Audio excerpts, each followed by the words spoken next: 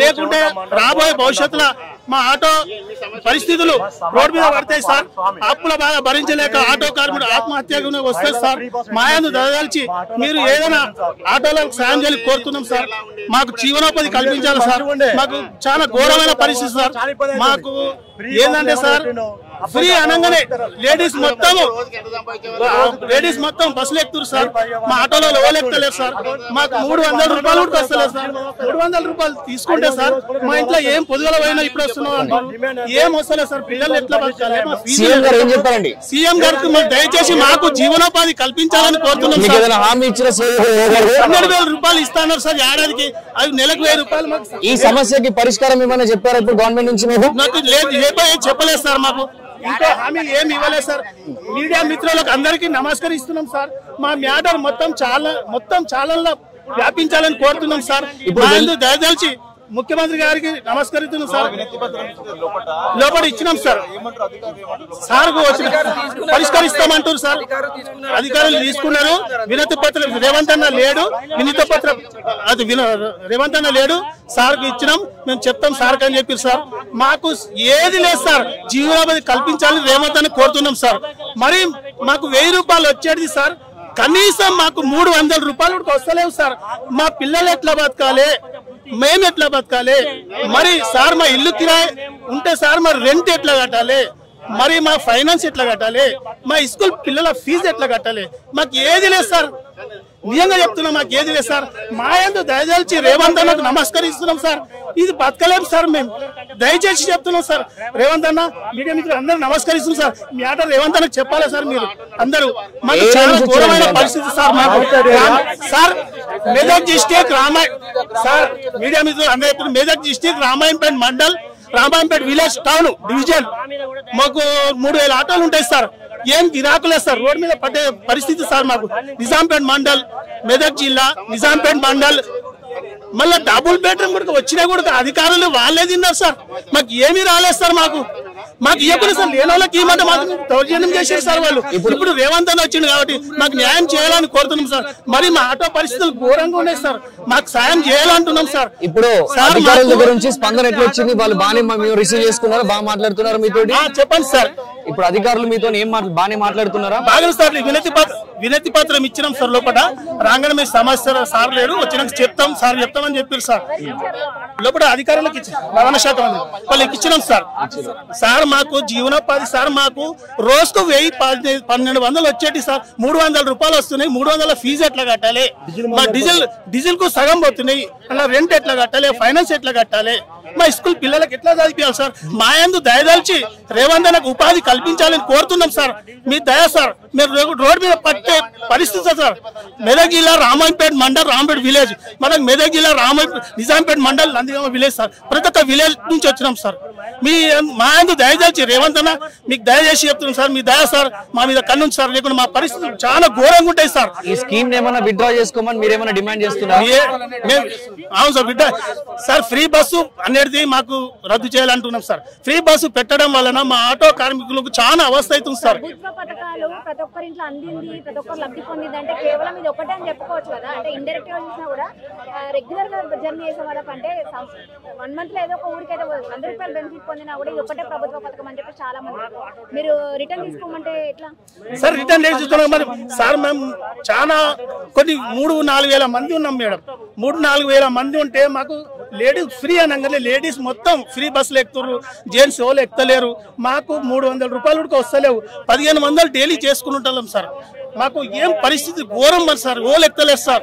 పొద్దుగాల 6 గంటలకు పెడితే సాయంత్రం 6 గంటలకు పోతే కూడా 300 రూపాయలు వస్తున్నాయి సార్ మాకు. ఇంతకు ముందు ఆడవాళ్ళు ఎంతమంది మీ ఆటో ఎక్కుతుండే, ఇప్పుడు ఎంతమంది ఎక్కుతున్నారు? డైలీ సార్ మాకు 2 రౌండ్లు 3 రౌండ్లు పడుతుంటుంది సార్. ఆడవాళ్ళు ఎంతమంది ఎక్కుతుండే? Ladies ఎక్కుతుండే sir. ఎక్కువ ఆడవాళ్ళు లేడీస్ మాత్రం ఎక్కువ మంది ఎక్కుతుండే సార్.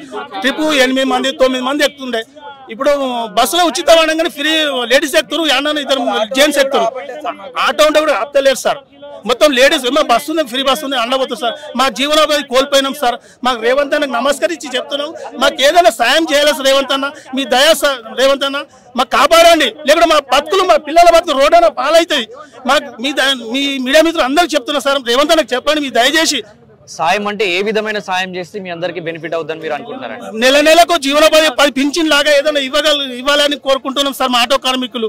లేకుంటే ఉచిత బస్సులు రద్దు చేయమన్నాం, లేకుంటే పింఛన్ లాగా ఏదైనా ఒకటి ఇవ్వమంటున్నాం సార్ నెలకు సార్. మేము వివిధ గ్రామాల నుంచి మెదక్ డిస్ట్రిక్ట్, కామారెడ్డి డిస్ట్రిక్ట్, వివిధ గ్రామాల నుంచి మేము అందరం వచ్చినాం సార్. ఇక్కడ మేము ఒకటే సీఎం గారికి మనవి చేస్తున్నాం. ఒకటి, ఈ ఉచిత పథకం అయితే ఏదైతే మీరు పెట్టిరో దాన్ని మేము ఇప్పుడు 10 రోజుల నుంచి చాలా తట్టుకోలేకపోతున్నాం. మేము ఆటో డ్రైవర్లు మొత్తం రోడ్డు మీద పడే అవకాశం ఉన్నది.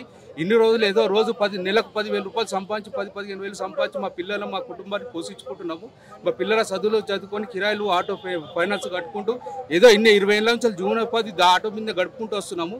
ఈ 10 రోజుల నుంచి మేము మొత్తం రోడ్డు మీద పడ్డాము. ఇటువంటి అవకాశం లేకుండా మాకు రోజు 200-300 రూపాయల గిరాకు కూడా అవుతలేదు. ఉచిత పథకం ఏదైతే ఉన్నదో దాన్ని ఏదో ఉత్తేజ సమరించుకొని అది వెనుక కన్నా తీసుకొని దాని గురించి ఏమన్నా ఆలోచించి మాకు ఏదైనా హెల్పింగ్ విషయంలో ఏమైనా చేయమని మేము సీఎం గారిని కోరుతున్నాము. ఆల్రెడీ మేము ఇంతకుముందు వినతి పత్రం ఇచ్చినాము, ఇప్పుడు కూడా ఇచ్చొచ్చినాము. సీఎం గారు ఏదైనా మాకు ఏదైనా అవకాశం కల్పించి, లేకుంటే ఏదైతే ఉచితం అనేది తీసేసి నిత్యావసర సరుకుల మీద కానీ, గ్యాస్ పెట్రోల్ వీటి మీద కానీ అవి తగ్గించి, లేదా సగం రేటు బస్ కిరాయినా చేసి వాళ్ళకు మాకు ఆటో వాళ్ళని ఆదుకోవాలని కోరుకుంటాము. లేదంటే నెలసరి ఏదైనా పెన్షన్ లాగా మాకు ఆటో డ్రైవర్లకు ఇచ్చి ఆదుకోవాలని కోరుకుంటాము. తెలంగాణ రాష్ట్ర వ్యాప్తంగా ఇంచుమించు 60 లక్షల మంది ఆటో డ్రైవర్లు ఉన్నాం. వాళ్ళందరికీ జీవనోపాధి కల్పించాలని సీఎం గారిని కోరుకుంటున్నాం. ఇప్పుడు ఎన్నోసారి మీరు ఇప్పుడు ఇక్కడికి ప్రజా దర్బార్కి వచ్చి రెండోసారి అక్కడ మేము 10 విలేజ్లలో డిస్ట్రిక్ట్లలో మేము ధర్నాలు చేస్తున్నాం ప్రతిసారి.